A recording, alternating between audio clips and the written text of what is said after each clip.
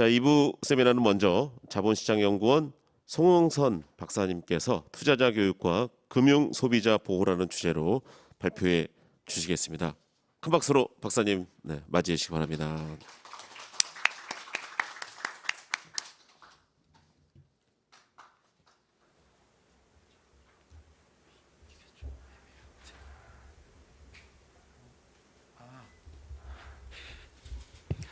안녕하세요. 소개받은 자본시장연구원 송홍선입니다.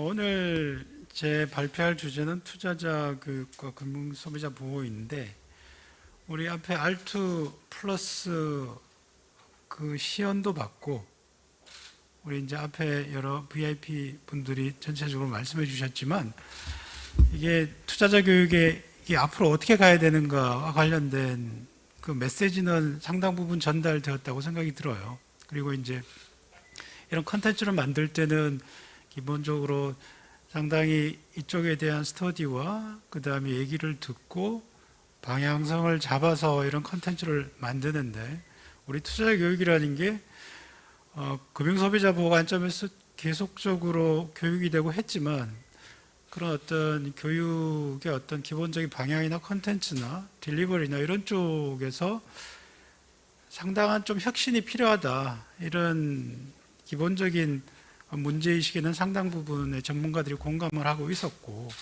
그래서 오늘 제가 말씀드리는 내용은 앞에 이제 시연에서의 메시지를 어느 정도 좀 학문적으로나 아니면 데이터를 통해서 조금 확인하는 그런 의미가 있다고 생각을 해주시면 될 것 같아요.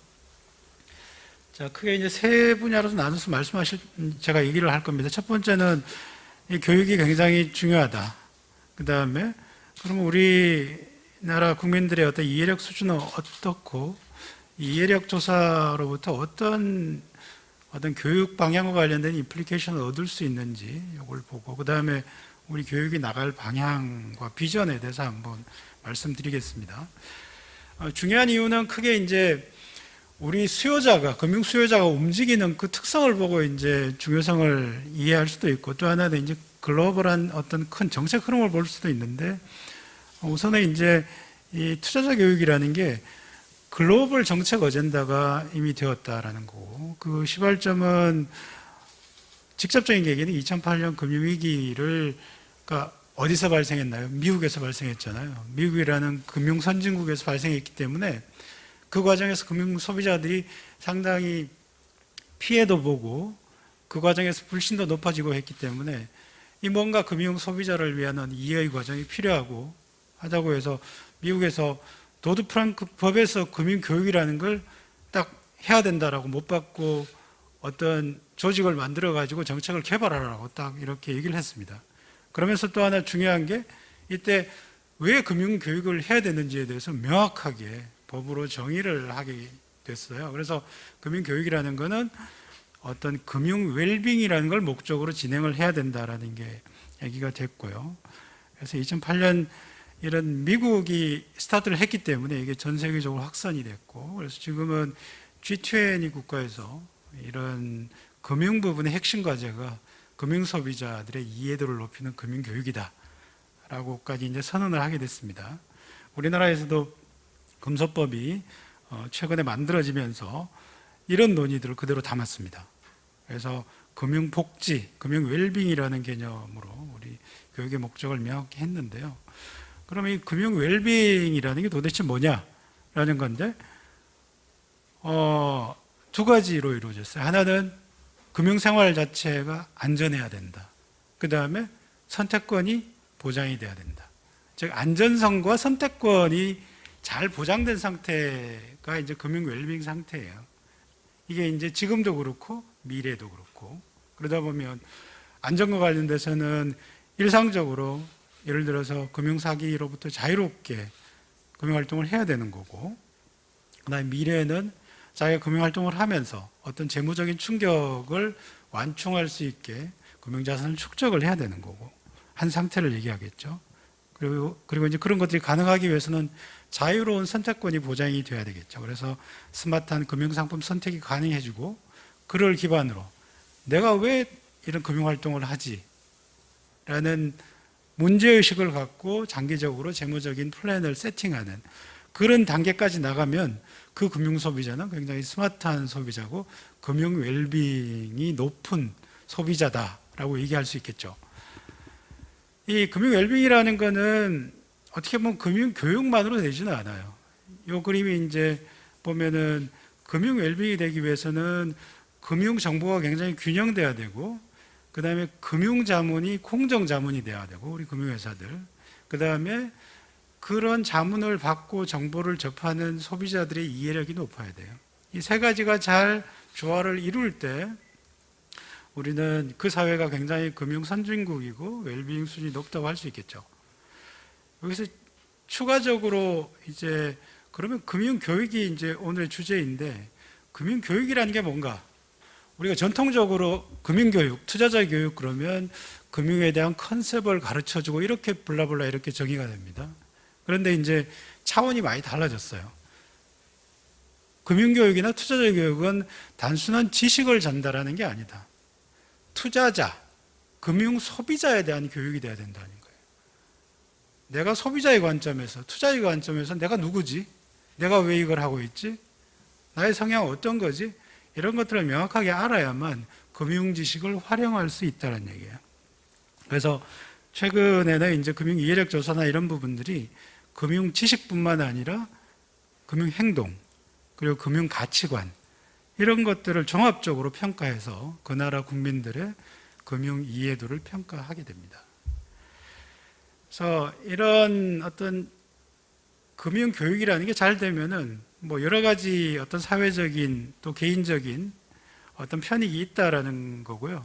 뭐 다들 잘 이해하시겠지만 우선은 이제 투자자 보호의 문제가 있겠고, 그 다음에는 올바르게 자기주도의 투자 결정을 한다는 거, 그 다음에 장기적인 재무 목표를 세팅할 수 있다는 거, 그 다음에 이런 금융 교육이 잘 되고 금융 웰빙 상태가 돼야만 이제 금융 시장의 신뢰라는 게 회복이 되고 강화가 된다. 이런 것들이 이제 교육이 바라는 기본적인 효과라고 할 수 있겠습니다.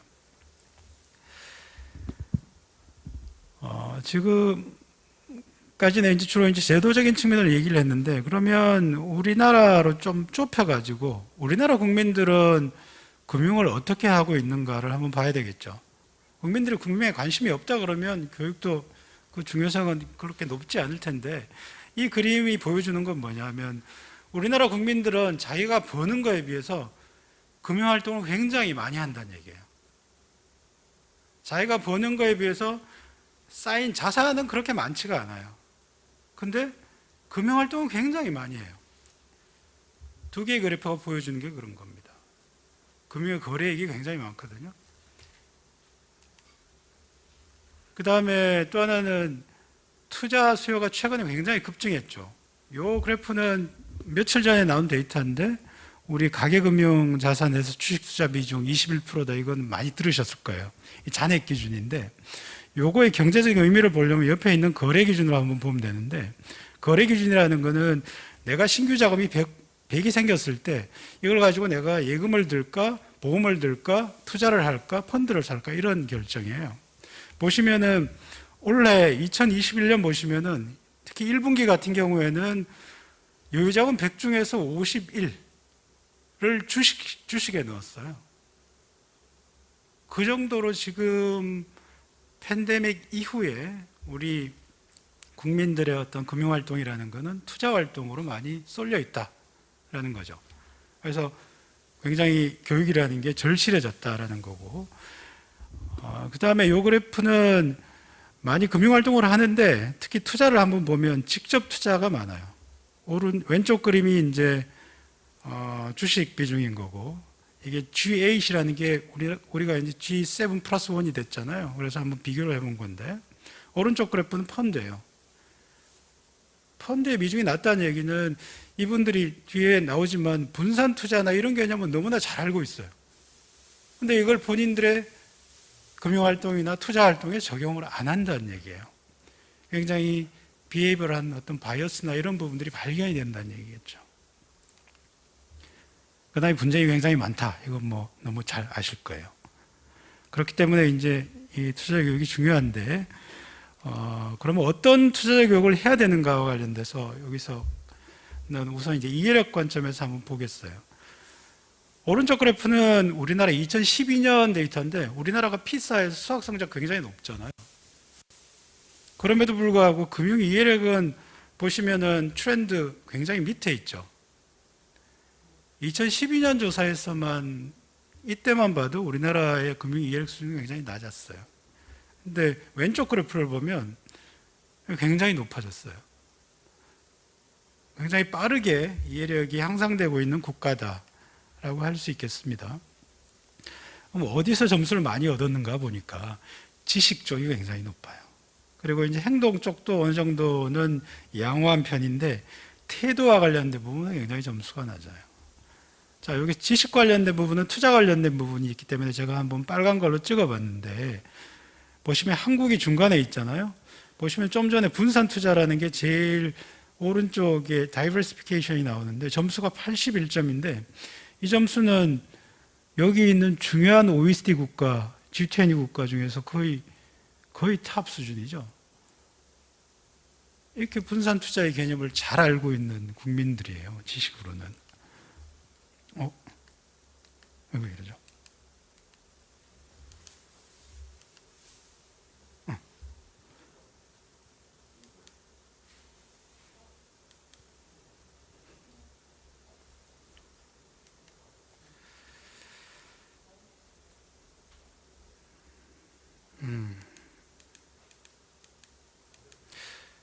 자, 여기까지네요.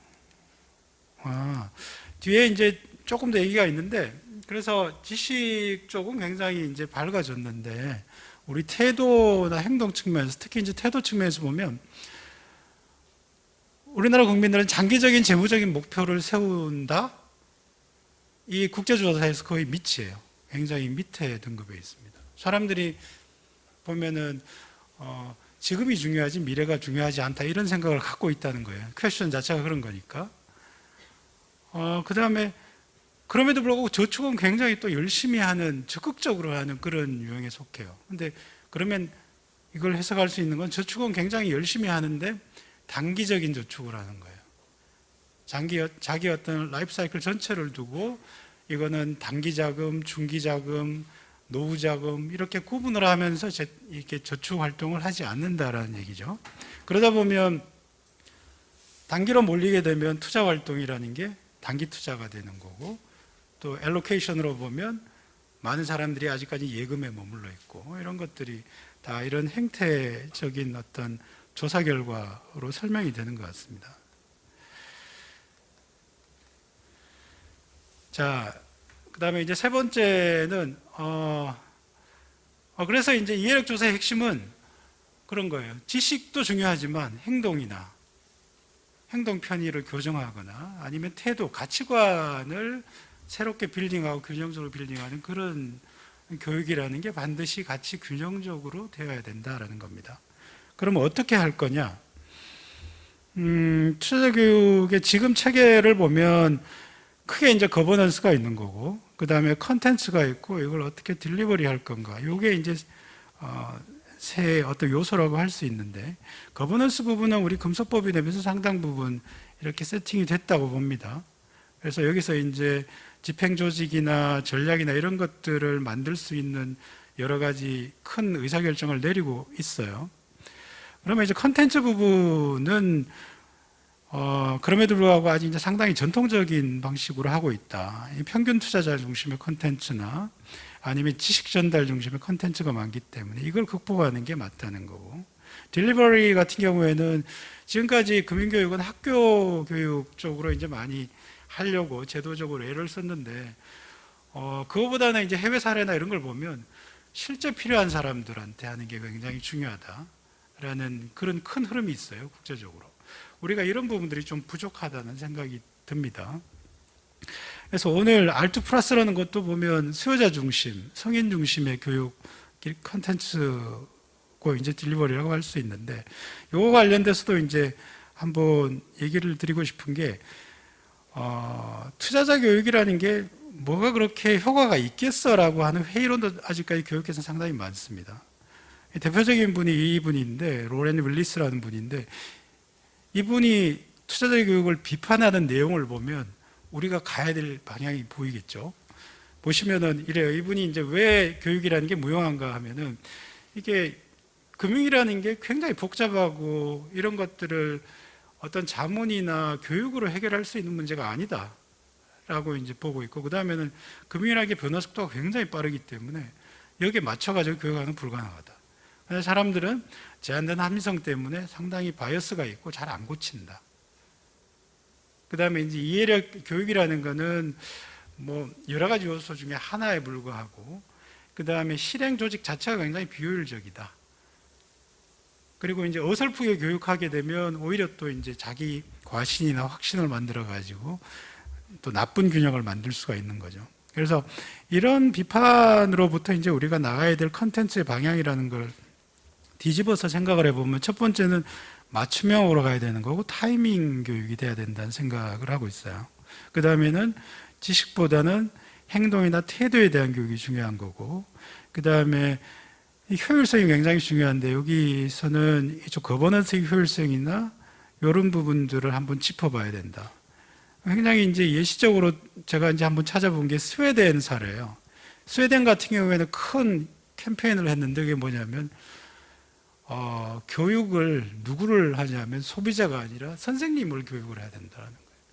왜냐하면 선생님 같은 경우에는 딜리버리 능력이 굉장히 뛰어나기 때문에 이분한테 컨텐츠만 심어주게 되면 아마 굉장히 이런 확산 속도가 빨라질 거다라고 해가지고 이게 어느 정도 성공한 케이스로 소개가 되고 있습니다. 자, 맞춤형이라는 게 오늘 사실 핵심적인 키워드인데, AI 기반의 이제 맞춤형인 거죠. 뭐 우리 저기 알트플러스에서 시연이 다 나왔기 때문에 애초에 이제 이 자가 진단이라는 게 굉장히 중요하다라는 거고, 우리 SEC에서 나온 거 보면 교육에 제일 중요한 거는, 실효성 면에서 제일 중요한 거는 타이밍이다. 그리고 그 타이밍은 물건을 사기 전이 제일 좋다라는 거예요. 자, 지금 우리 알트 플러스나 이런 것들은 하기 전에, 물건을 사기 전에 하는 거잖아요. 그래서 사기 전에 자기의 어떤 상태를 파악을 하고, 그다음에 잘하는 부분, 못하는 부분을 보완을 하는 것들을, 그래서 이제 어떤 컨텐츠를 프로바이드 할 건가 하는 것은 이제 AI 기반으로 쭉 하게 되는 거죠.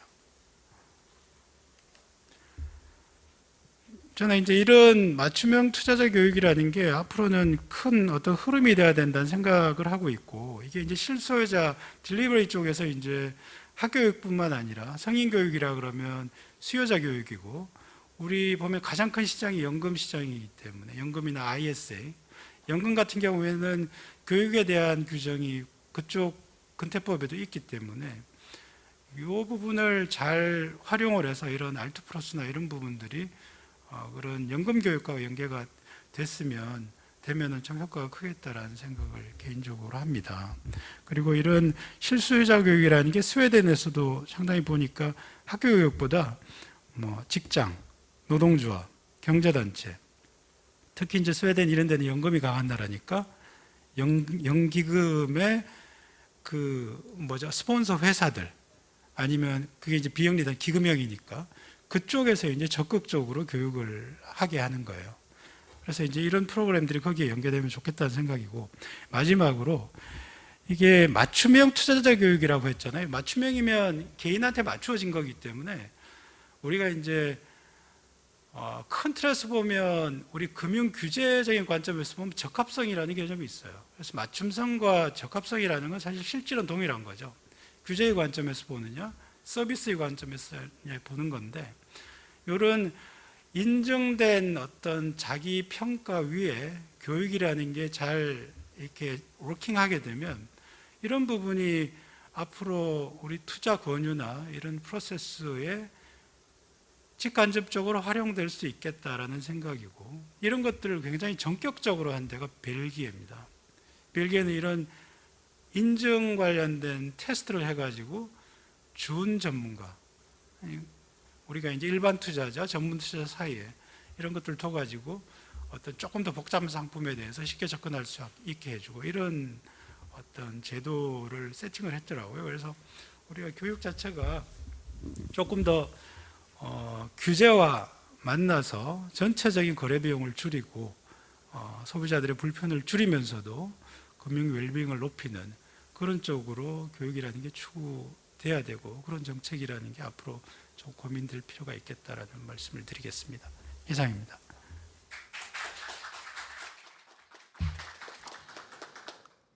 네, 송웅성 박사님 발표 감사합니다.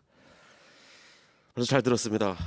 좀 뭔가 막막할 때 보통 유튜브나 검색 엔진을 많이 검색을 하는데 이런 정확한 정보를 제공하는 플랫폼이 있다면 투자에 정말 큰 어떤 방법을 제시해 주지 않을까 생각됩니다. 자, 그럼 박사님께서 발표해 주신 주제를 가지고 패널 토론을 갖도록 하겠습니다.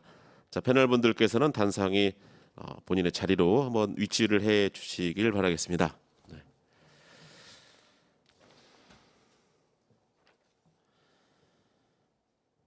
오늘 총 송웅성 박사님 포함해서 6분의 이제 패널들이 자리를 해주실 예정입니다. 오늘 패널 토론을 진행해 주실 모더레이터 역할은 금융투자교육원 신동준 원장님께서 수고를 해 주시겠습니다. 자, 한번 준비를 해주시고 본인의 마이크를 한번 체크를 한번 해주시고요. 네, 그러면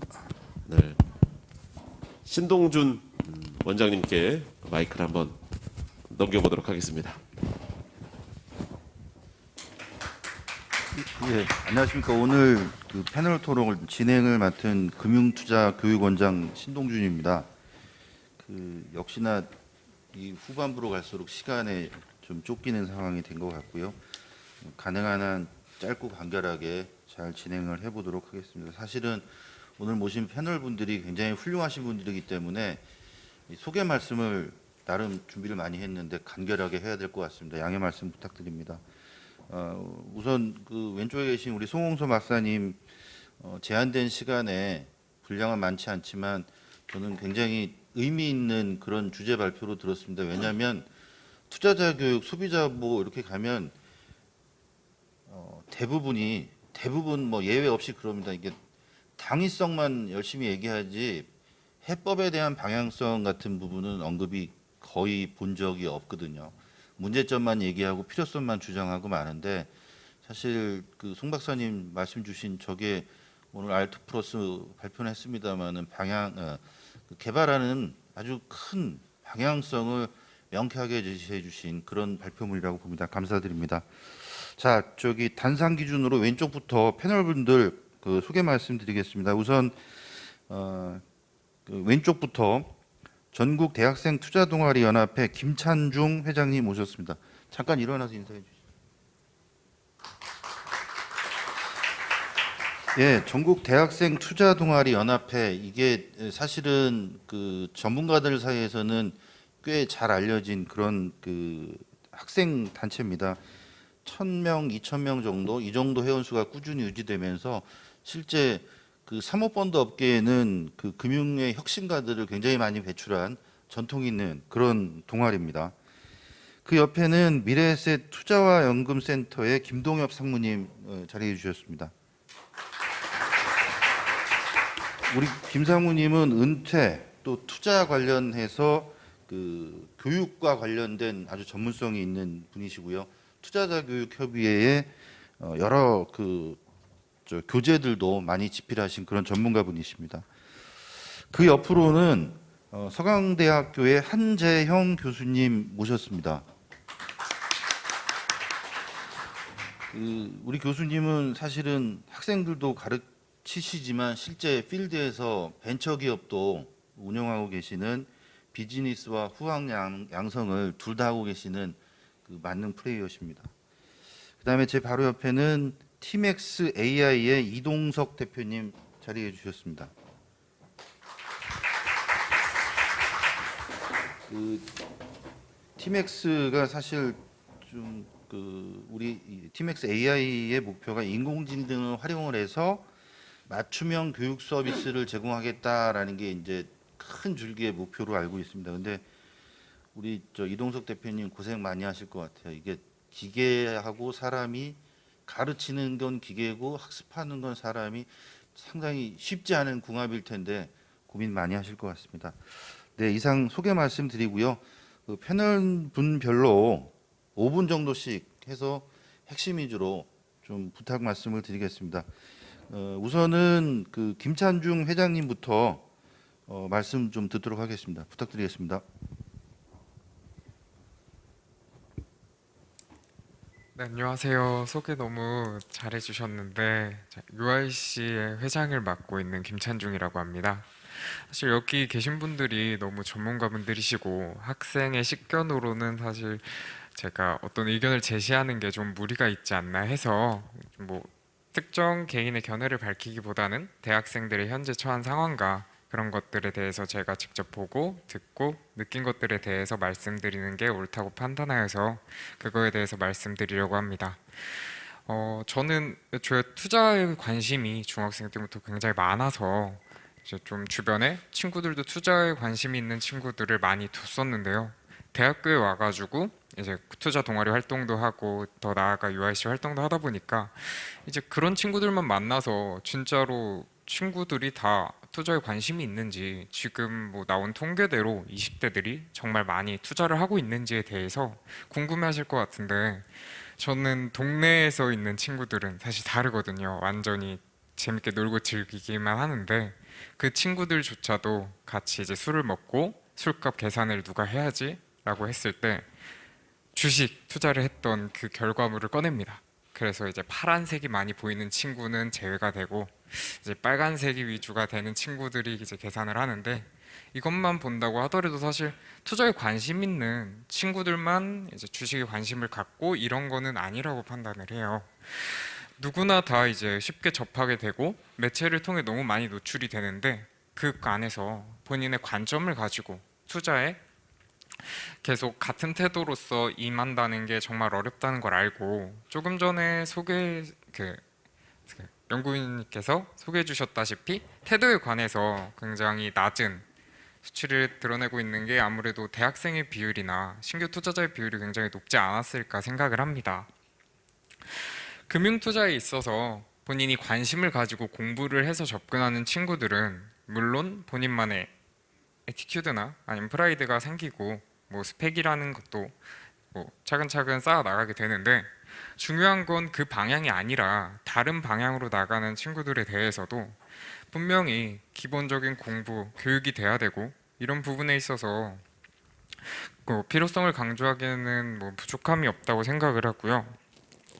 또 더 나아가서 교육을 주제로 저희 UIC에서는 매월 강연회를 개최를 했습니다. 총회와 동시에 강연회를 개최를 했고 그거에 대해서 따로 뭐 참여나 불참여나 뭐 베네핏이나 이런 거 따로 없었는데도 진행을 했을 때 주제별로 참여 인원의 수가 굉장히 차이가 컸어요. 사실 저희는 투자 동아리 연합인데도 불구하고 5월 암호화폐 특강을 진행했을 때 그리고 또 6월 리서치 관련 특강을 진행했을 때 7월 또 그와 관련된 리스크 관련 특강을 진행했을 때 보면은 투자 동아리로 모인 친구들인데도 불구하고 암호화폐 또 주식 옵션 등에 대해서 진행했을 때 가장 참여 인원이 많았습니다.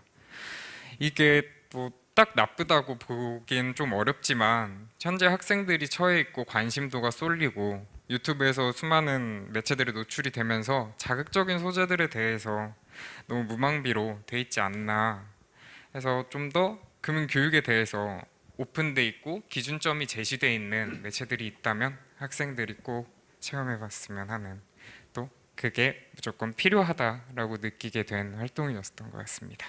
네, 이상입니다. 네, 감사합니다. 그 현장에서 느끼는 MZ 세대의 그 현실 이런 부분이 아주 좀 체감도 높게 다가온 것 같습니다. 이어서 김동엽 상무님 말씀 부탁드립니다. 예, 안녕하십니까. 저는 미래에셋투자연금센터에서 일하고 있는 김동엽입니다.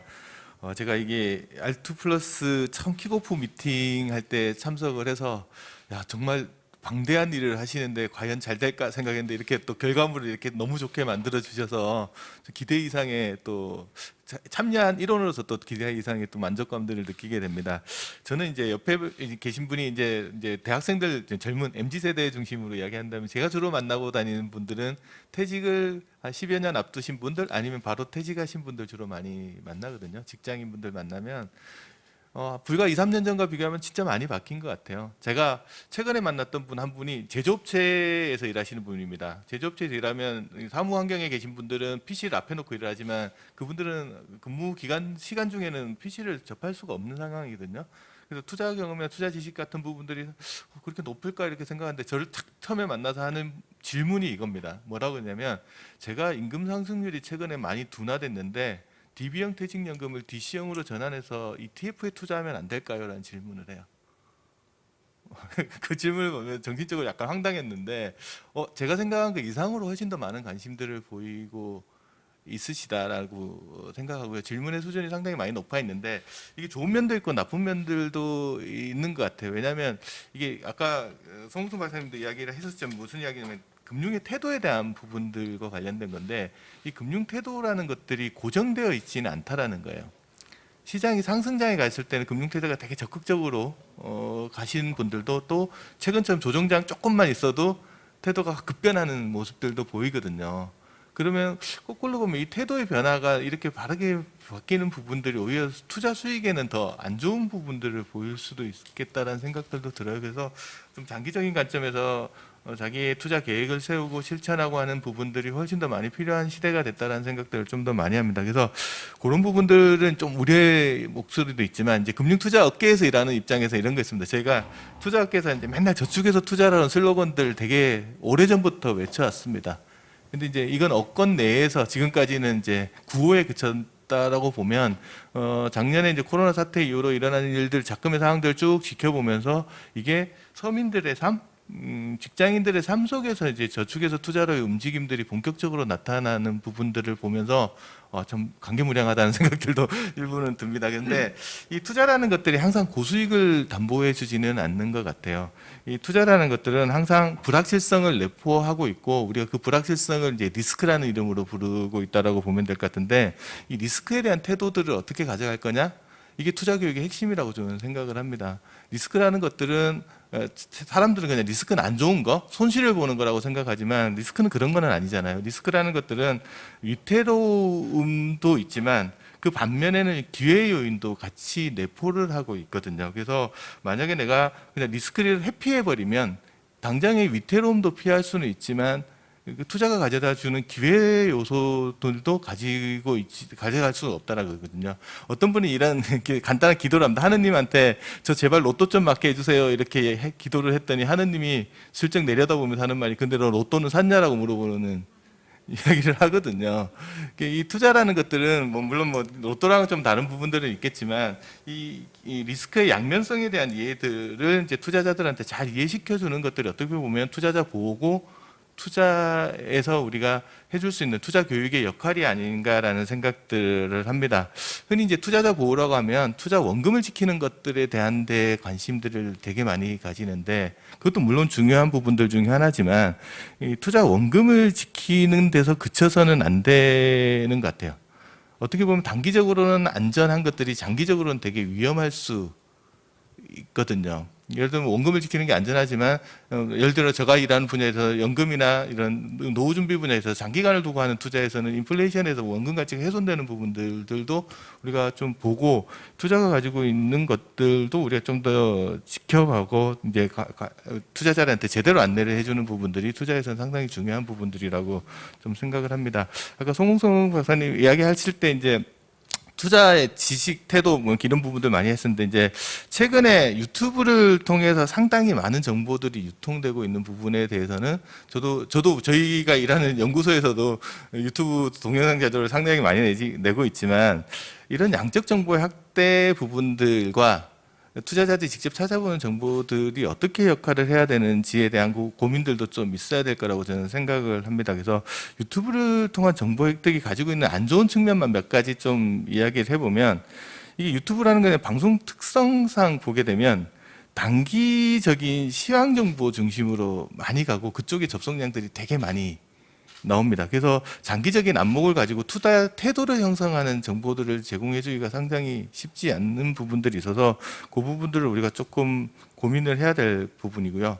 지적해 주셨지만 또 이제 부정확한 정보들이 지속적으로 계속 유입되는 부분들도 한번 우리가 고민을 해봐야 될 부분입니다. 그래서 양질의 정보들을 어떻게 걸러낼 거냐 하는 정보들도 있습니다. 그리고 이게 유튜브를 보는 사람 입장에서 보면 어떤 성향을 가지냐면 자기 확정 편향 같은 걸 많거든요. 그래서 보고 싶은 정보만 편식해서 취득하는 문제점들도 있습니다. 그 부분에서 아까 이제 알트 플러스 같은 경우들이 자기한테 적합한 정보들을 그러니까 알고리즘을 통해서 제공해주는 부분들은 상당히 중요한 역할들을 할 수 있을 것 같아요. 그리고 유튜브의 가장 큰 장점이다 단점은 너무 많은 정보가 있다라는 겁니다.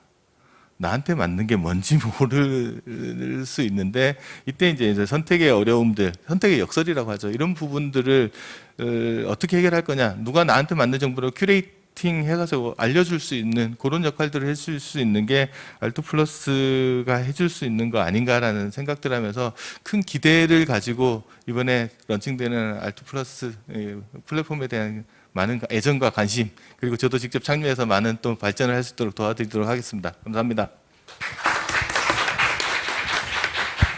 예, 상무님 말씀 감사합니다. 저 지금 메모된 키워드가 그거네요. 많은 말씀, 좋은 말씀 주셨지만 상무님 주장의 핵심은 저는 그렇게 이해됩니다. 투자자 교육이라는 게 리스크에 대한 그 가치 중립적 인식 체계를 갖추는 게 제일 중요하다라는 말씀으로 저는 인식이 되고요. 그래서 저희 R2도 두 가지 R 중에 앞서 나오는 게 리스크입니다. 감사합니다. 이어서 한재영 교수님 말씀 청해드리겠습니다. 네. 예, 안녕하세요. 한정입니다.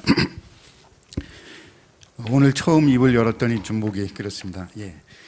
저는 사실은 2017년부터 3년 동안 한 학기에 이제 60명씩 금티업하고 서강대학교가 협약을 맺어서 금융투자 산업계에 인재를 배출하는 과정, 특별 과정을 열었었어요. 그래서 각 그 증권사라든가 투자사라든가 그런 데서의 실무 책임자분들이 와서 16개의 과목을 가르쳐 줬어요. 그래서 한 학기에 60명씩 배출했고 그분들을 배치로 하는 거에 그 접근의 목적은 뭐였냐면 사실은 금투협 쪽 그 회원사들의 인재를 구하는데 큰 회사는 큰 회사라는 대로 힘들고 작은 회사는 작은 회사는 힘들고 또 우리 학생들은 또 금융투자업 쪽으로 진출하고 싶지만 사실은 베스트웨이도 모르는 거고 그런 과정에 있어서 저희들이 그 역할을 금융투자 역할하고 같이 코어캣했을 때 전국 대학생들 모아놓고 했는데 좀 과정상에 뭐 여러 가지 어려움도 있었지만 상당히 큰 성과를 얻었다고 봅니다. 사실은 그거와 또 별개로 또 나중에 설명을 드리겠지만 이 지금 R2 플러스가 저희 그 학교한테는 큰 의미가 있는 게 사실은 경영학부 쪽에서는 이론 수업은 빵빵하다고 볼 수 있겠죠. 그렇지만 공대나 뭐 이과계에 비하면 실습에 관련돼서는 사실은 상대적으로 약할 수밖에 없지 않습니까? 그래서 금태협하고 이 실무분들하고 얘기를 했지만 저희들이 이거를 R2 플러스를 실습 도구로서 활용을 해서 이론과 실습, 실제 현장이 매칭되는 좋은 도구가 될 수 있을 것 같다. 그리고 또 거기에 따라서 학점까지 부여하는 그런 모양까지도 지금 논의 중이고요. 예, 사실 그런 측면에 있어서 R2 플러스는 오늘 저한테는 좀 가슴을 설레게 하고 있습니다. 예. 그리고 오늘 대부분이 투자 소비자에 관련된 이야기를 해주셨지만 저는 이제 주제하고 조금 벗어날 수 있지만 좀 더 근본적인 문제로 접근을 해서 이 플랫폼이 투자 소비자만을 위한 게 아니라 그런 금투협의 회원사들의 그 업에 인재를 공급할 수 있는 교육 플랫폼으로서 활용되기를 저희는 너무나 기대하고 있습니다. 그래서 물론 지금은 투자 소비자에 대한 교육의 플랫폼으로 이루어졌지만 조금 더 보강해서 저희들이 앞서 말씀드린 것처럼 자본시장 ICT 아카데미라고 해서 16개의 과목 갖고 했던 내용들이 그 콘텐츠가 그 플랫폼에 올라가면 한쪽으로는 소비자에 대한 교육도 되고 한쪽은 그 소비자를 잘 육성하고 지속적으로 같이 기업들이 성장하고 또 그 시장에 투입될 인재를 키우는 좋은 플랫폼으로 될 거라고 저는 자신을 합니다. 이러한 것들이 학교하고 금티업하고 회원사 기업들이 같이 뭉쳐질 때 너무 좋은, 진짜로 가슴이 설레이는 굉장히 좋은 기대가 되고 있고요. 사실은 그 대학생들이 이제 증권사라든가 뭐 투자 자문사라든가 이런 데에 대한 막연한 기대감들이 있습니다. 그렇지만 사실은 직접적인 거나 간접적인 사전 지식 없이 또 기본적인 체험 없이 이제 막연한 금융업에 대한 기대를 입사한 후에 기업과 미스매칭이 일어나는 경우들이 굉장히 많습니다. 좋은 인재들이 조기에 이직을 한다는 걸 얼마나 많은 기업 입장에서 볼 때, 개인을 볼 때 기회 손실이고 국가적으로도 손실이라고 봅니다. 그런데 이러한 것들이 어떠한 간접 체험, 직접 체험, 실습의 기회로 도구로 사용이 된다면 엄청난 뭐랄까요, 사회적 비용이나 기업이나 개인들한테 좋을 거라고 보거든요. 여기 기업의 대표 되시는 분도 계시고 임원들도 계시지만 아마 신입사원이 들어오면 6개월 정도는 전문 교육을 시켜야 되지 않을까 생각됩니다. 현장에 낼 때. 근데 만약 저희들이 아까 아카데미를 금티업하고 뭐 6개월 코스를 했다 그랬지 않습니까? 그 결과 그 친구들이 현장에 접근하는 건 그 친구 뭐 다른 친구들하고 상대적으로 반도 안 되는 적응 기간을 있었다는 걸 기업한테 피드백을 받았거든요. 그런 역할을 한다면 기업이고 학생이고 학교가 서로 윈윈할 수 있는 것 같고요. 많은 역할을 인재를 키우는 게 학교가 해야 되지만 학교가 기업만큼 급변하는 세상 또는 산업계의 변화에 적응하는 건 무리입니다. 저희들은 이론적이고 새로운 지식을 습득할 수 있는 어떤 마음의 근육 또는 교육에 그 받아들일 수 있는 근육을 키워주고 거기서 또 기업들하고 또 금태업 같은 기관들하고 같이 협조를 한다면 진짜 기업들이 원하는 인재를 저희들이 기꺼이 공급해드리고 또 그거에 진출하는 우리 인재들이 좋은 성과로서 기업에 또 산업에 국가에 기여할 거라고 보고 있고요. 저는 소비자 투자보다는 거기에 들어갈 수 있는 우리 학생들 인재하는 플랫폼으로도 기대한다는 말씀을 드리고 마치도록 하겠습니다. 고맙습니다. 예, 교수님 말씀 감사합니다. 지금 오늘 선보인 알투 서비스의 그 확장 영역을 크게 하나를 또 제시해 주신 아주 의미 있는 말씀으로 보입니다. 교수님 가슴 떨리듯이 저희들도 지금 떨리고 있습니다. 그러니까 산학 협력을 통해서 회원사들의 양질의 인재를 공급하고 또 취업을 준비하는 장년을 설계하는 분들한테는 좀 알고 뭔가를 고민할 수 있도록 여지를 터주는, 그래서 빈 공간인 것 같습니다. 그 블루 오션이 펼쳐질 수 있을 것 같아요. 이 세미나 이후로 교수님 많이 찾아뵙고 좀 조언 구해서 좋은 방향으로 진전이 많이 됐으면 좋겠습니다. 예, 오늘 저 패널 순서 중에 이제 마지막 순서로 우리 이동석 대표님 말씀 청해 듣도록 하겠습니다. 예, 안녕하세요. 저 팀엑스 AI 대표이사 이동석입니다.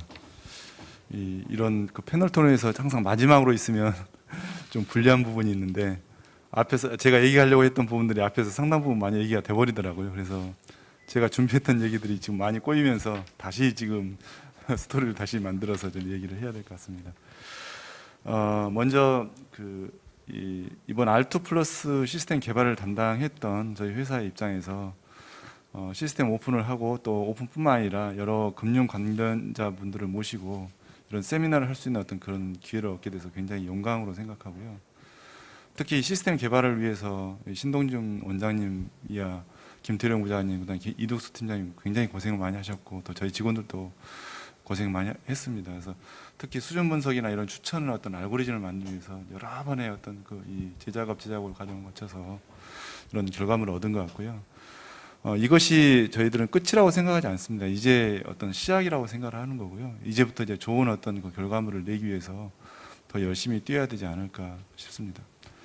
오늘 제가 좀 말씀드리고 싶은 내용은 금융 투자자 교육과 IT 기술의 접목이라고 하는 내용을 좀 잠깐 말씀드리고 싶은데요. 그럼 금융 투자자 교육에 관한 필요성이라든가 그다음에 오늘의 어떤 그 핵심 키워드가 이거 같습니다. 개인 맞춤형 투자자 교육. 그게 핵심 키워드인 것 같은데 왜 개인 맞춤형 투자자 교육이 필요한가라는 부분에 좀 잠깐 언급을 하고 그에 따른 어떤 기술을 어떻게 적용할 수 있는지에 대해서 좀 말씀을 드리려고 합니다. 앞에 일부에서도 얘기가 나왔고 이 패널 토론에서도 여러 가지 얘기가 나왔지만 개인 맞춤형 투자자 교육의 중요성들에 대해서 많이 얘기했거든요. 근데 이제 왜 필요한가? 첫 번째는 일단 제가 생각하기에는 컨텐츠 양이 너무 많습니다, 사실. 우리가 금융 교육을 받을 수 있는 그 컨텐츠가 없어서가 아니라 컨텐츠는 굉장히 많아요. 유튜브에도 있고 뭐 유튜브 말고도 수많은 컨텐츠가 있는데 그 컨텐츠가 때로는 나한테는 약이 될 수도 있지만 다른 사람한테는 독이 될 수 있는 컨텐츠거든요. 근데 지금의 컨텐츠 자체들은 다 그런 개인의 특성을 무시하고 평균적인 사람들을 기준으로 해서 제시되다 보니까 내가 어떤 것을 공부를 해야 되는지 모른다는 게 가장 큰 문제라고 생각하거든요. 그래서 그런 부분들을 해소시킬 수 있는 가장 좋은 방법은 먼저 자기 자신에 대해서 알아야겠다. 자기 자신에 대해서 알 수 있는 어떤 방법을 기술적으로 제공해야 되는 게 저희 첫 번째 목표였거든요. 그래서 저는 진단이라고 하는 어떤 그 과정들을 했던 거고요. 그 진단도 어떤 개인의 성향, 그다음에 투자에 대한 행동 패턴, 그다음에 그뿐만 아니라 지식을 이해라는 이 세 가지 항목을 가지고 철저하게 개인을 분석을 하고 개인이 어떤 형태인지, 어떤 그 공격형 투자자인지, 어떤 좀 방어적 투자자인지 그런 어떤 분석들과 개인이 가지고 있는 지식들에 대한 분석을 통해서 본인이 뭐가 부족한지를 먼저 파악을 해서 그 사람한테 공부해야 될 패스를 알려주는 거죠. 어떤 순서로 공부를 해야 되고 무엇을 공부해야 된다. 그리고 그 투자자한테 적합한 콘텐츠 내용이 뭐다라는 것을 알려주는 게 이 핵심입니다. 그래야 올바른 투자 교육이 이루어질 수 있다라고 보여지는 거고요.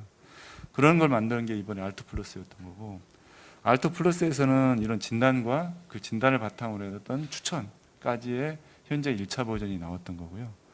이게 좀 더 이제 더 고도화돼서 향후에 더 해야 되는 부분이라고 생각을 한다면 제가 보기에는 아까 보여드렸던 이북도 있었더라고요. 여러 가지 이북에서 여러 가지 교재가 있었는데 이북은 어떻게 보면 일방향 컨텐츠잖아요. 그냥 한 사람이 일방적으로 전달하는 건데 그것도 양방향의 어떤 컨텐츠가 필요할 수도 있거든요. 왜냐하면 내가 북을 읽으면서 질문이 났을 때 바로 그때그때 물어보고 답변 받을 수 있는 그 속에서 AI 어떤 튜터라는 게 좀 필요할 수가 있겠죠.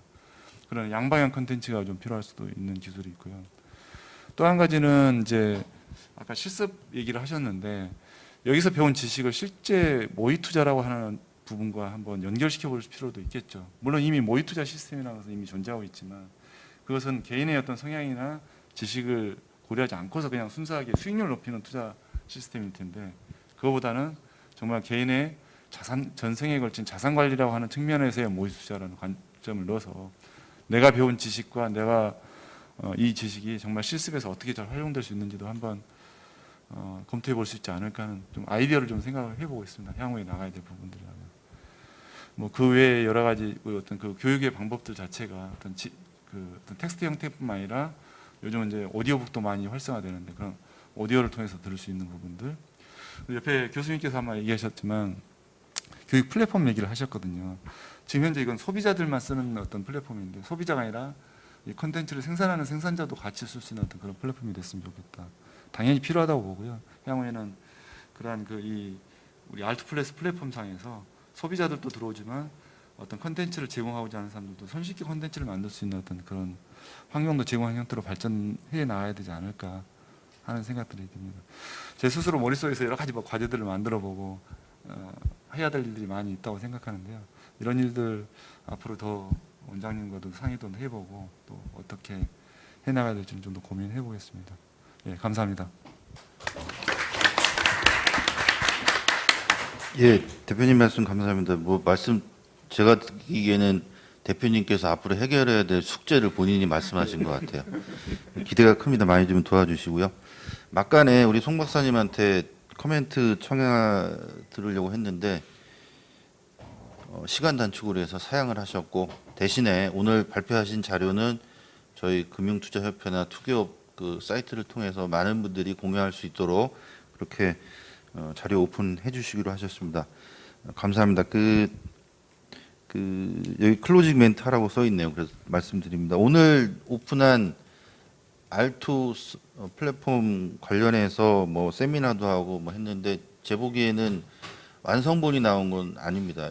이제 시작하는 거고요. 첫걸음 내딛는 거고 앞으로 끊임없이 이제 진화하고 발전을 해야 됩니다. 수많은 피드백 속에 많은 관심과 애정을 좀 부탁드리고 여기 계신 분들도 그렇고 저희도 그렇고 해야 할 일은 어쨌든 뭐 어린 아기가 걸음마를 시작했는데 무릎팍 덜 깨지고 흉터 덜 생기고 뛸 수 있게 그렇게 잘 이끌고 보듬고 가는 게 아닌가 싶습니다. 아무튼 그 발제자 토론 패널 토론 여러분 고맙습니다. 수고하셨습니다.